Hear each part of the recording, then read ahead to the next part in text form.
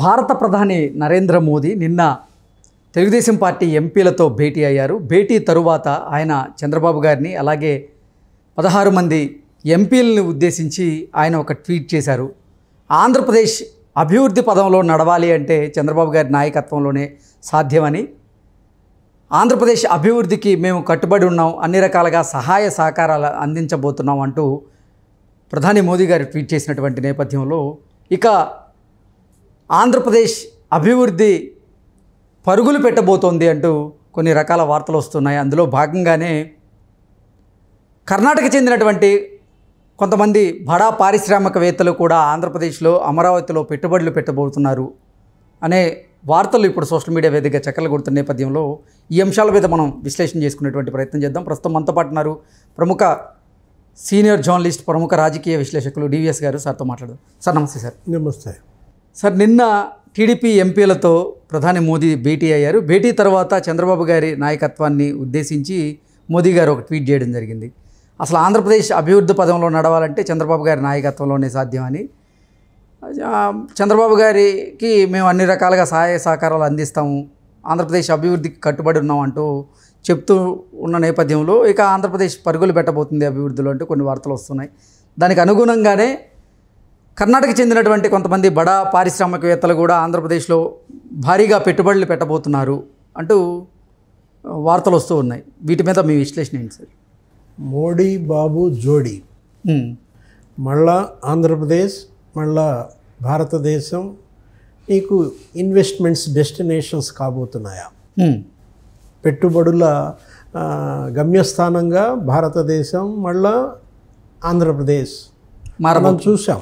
2014-19 మధ్య అప్పుడు మోడీ ప్రధానిగా, ఇక్కడ చంద్రబాబు ముఖ్యమంత్రిగా మొదటి 3.5 ఏళ్ళు ఎంత పెద్ద ఎత్తున అభివృద్ధి జరిగిందో మనం చూసాం.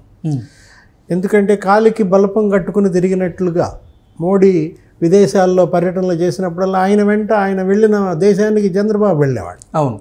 అక్కడి నుంచి పారిశ్రామికవేత్తలతో భేటీలు, పెట్టుబడులు రాబట్టడం. ఇప్పుడు కూడా మళ్ళా మోడీ బాబు మధ్య ఒక రేస్ నడుస్తోందా?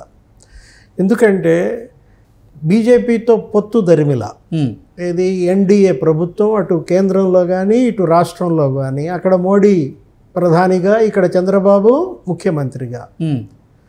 నీకు కేంద్రంలో ఉన్నటువంటి ఎన్డీఏ ప్రభుత్వం తెలుగుదేశం బలం మీద ఆధారపడి ఉన్నది. ఇంట్లో టీడీపీ ఎంపీలే ఇవాళ ప్రధాని మోడీకి కుడి భుజంగా మారిన పరిస్థితిలో ఇప్పుడు ఆంధ్రప్రదేశ్ అభివృద్ధి ఇవాళ మోడీకి ప్రధాన బాధ్యతగా మారింది.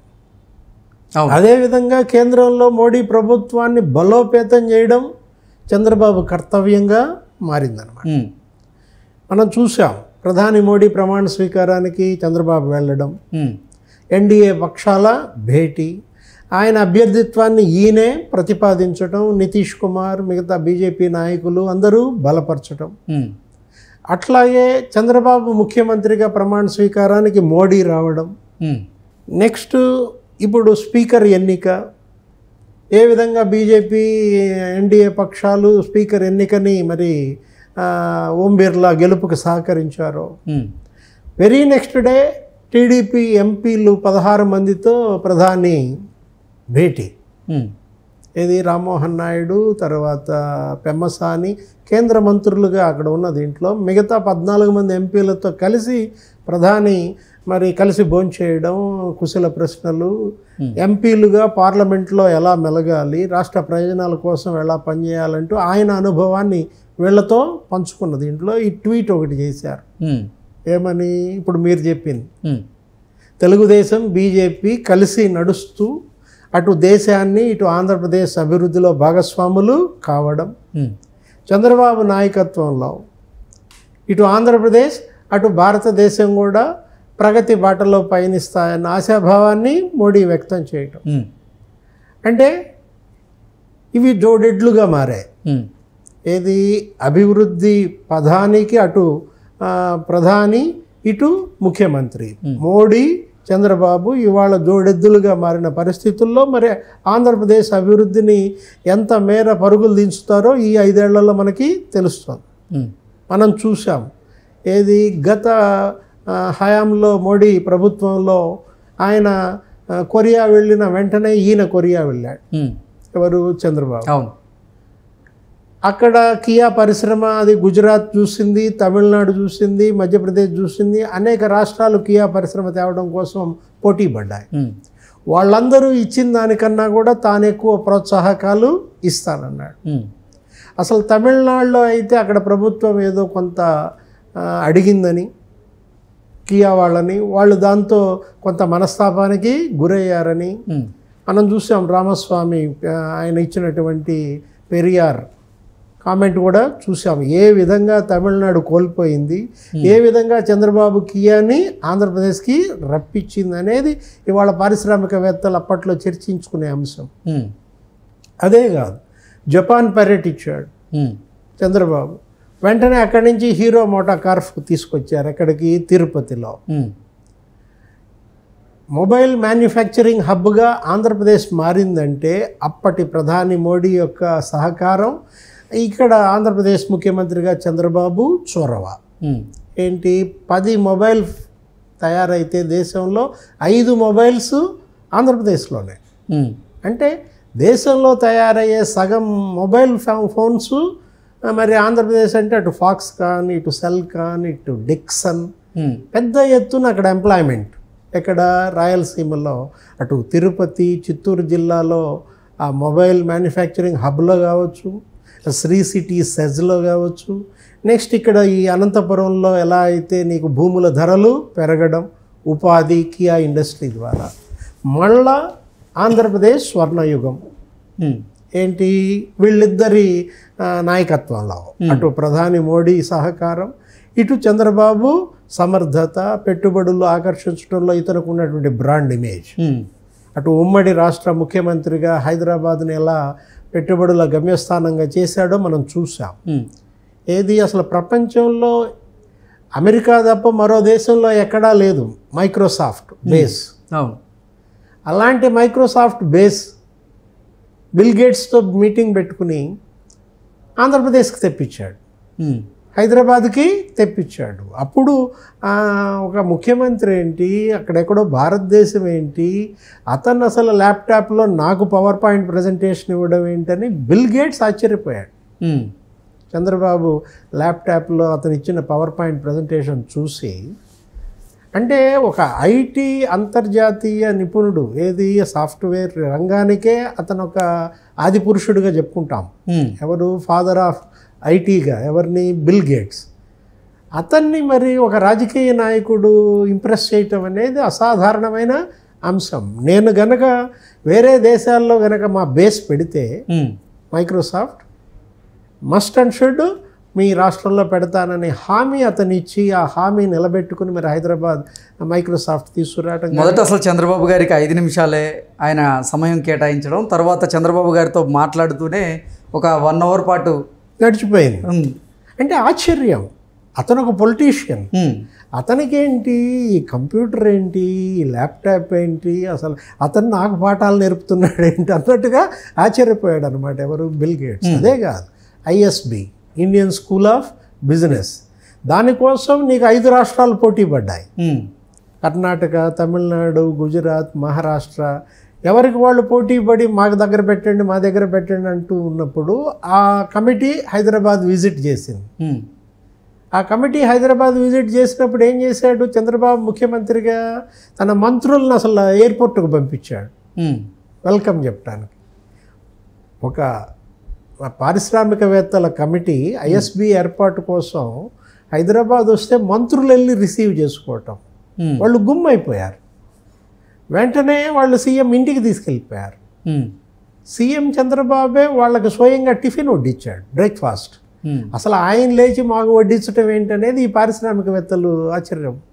ఇంకా వాళ్ళు ఏది అడిగితే అది ఇచ్చాడు. అటు ల్యాండ్ కానీ, ఇటు ఈ ట్యాక్స్ ఎగ్జంప్షన్స్ కానీ, అలాంటి పరిస్థితులు. అంటే ఫ్రెండ్లీ బిజినెస్ గవర్నమెంట్ అన్నమాట. ఇండస్ట్రియలిస్టులకి ప్రభుత్వం ఎంత సహకారం, స్నేహ సౌహార్ద సంబంధాలు ఎలా ఉంటాయనే దాంట్లో కొత్త పుంతలు తొక్కించాడు చంద్రబాబు.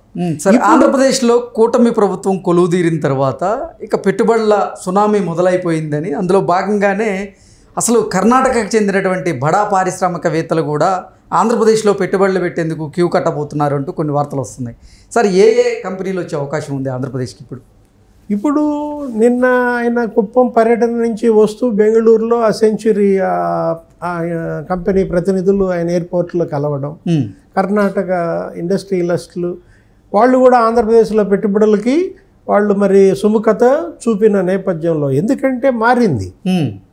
ఇక్కడ ఇప్పుడు ముఖ్యమంత్రి జగన్మోహన్ రెడ్డి కాదు, చంద్రబాబు ముఖ్యమంత్రి. ఇక్కడ బెదిరింపులు ఉండవు, కంపెనీల్లో వాటాల కోసం డిమాండ్లు ఉండవు, లేదు ఇక్కడి నుంచి పారిపోయే అవకాశం ఉండదు. మనం చూసాం జగన్మోహన్ రెడ్డి హయాంలో నీకు అమర్ రాజా బ్యాటరీస్నే తరిమేశారు. గల్లా రామచంద్ర నాయుడు ఆయన ఎన్ఆర్ఐ అమెరికా నుంచి ఇక్కడికి వచ్చి తను పుట్టిన ప్రాంతంలో ఉపాధి కల్పించడం కోసం ఆయన సొంత సంపాదనతో అమర్ రాజా బ్యాటరీస్ పెడితే దాన్ని తరిమేశారు గల్లా జయదేవ్ మీద కోపంతో. ఇంకా సజ్జలు ఏమన్నాడు, అది అసలు పొల్యూషను, మేమే బొమ్మన్నామని చెప్తాడు. ఉబ్బరంగా 10,000 కోట్ల పెట్టుబడులు కేటీఆర్ ఎత్తుపోయాడు. ఎక్కడ పెట్టారు? మహబూబ్ నగర్లో పెట్టారన్నమాట. అదే కాదు, జాకీని తరిమేశారు. ఎక్కడి నుంచి? అతోపుదుర్తి ప్రకాష్ రెడ్డి వాడేదో 40 కోట్లు ఏదో డిమాండ్ చేస్తే వాళ్ళు కాస్త అప్పుడనే అక్కడ రాఫ్తాడ్ నుంచి తెచ్చి ములుగులో పెట్టుకున్నారు. నీకు అన్నీ వెళ్ళిపోయాయి. ఫ్రాంక్లిన్ టెంపుల్టన్, అది ఫార్చ్యూన్ 500 కంపెనీ విశాఖపట్నంలో, దాన్ని తరిమేశారు. అక్కడ స్టార్టప్స్ విలేజ్ని మూసేశారు. హెచ్ఏసిఎల్ ఇవన్నీ కూడా తరిమేసిన పరిస్థితుల్లో వీళ్ళంతా మళ్ళీ చంద్రబాబు ముఖ్యమంత్రి కాగానే మళ్ళీ ఏపీ వైపు చూస్తున్నారు. ఇక్కడ ఐటీ మినిస్టర్గా మళ్ళా మానవ వనరుల అభివృద్ధి శాఖ ఎవరు, రియల్ టైం గవర్నెన్స్ లోకేష్ చేపట్టడం, లోకేష్కి వాళ్ళతో ఉన్నటువంటి సంబంధాలు కార్పొరేట్ సెక్టార్తో. ఇప్పుడు ఏంటి, ఇక మళ్ళీ ఆంధ్రప్రదేశ్ ఇంకోసారి మళ్ళీ ఫ్లవరిష్ అవుతారు. అటు ప్రధాని మోడీ తోడ్పాటు, ఇటు చంద్రబాబు యొక్క సమర్థత. ఈ పరిస్థితుల్లో మళ్ళా పోయిన పెట్టుబడుల్ని రాబట్టడమే కాకుండా కొత్త కంపెనీలని తీసుకురావటం, అటు కార్ మ్యానుఫ్యాక్చరింగ్ కానీ లేకపోతే ఇటు ఆటోమొబైల్ హబ్గా కానీ అనేక రకాల అవకాశాలు ఆంధ్రప్రదేశ్లో ఉన్నాయి.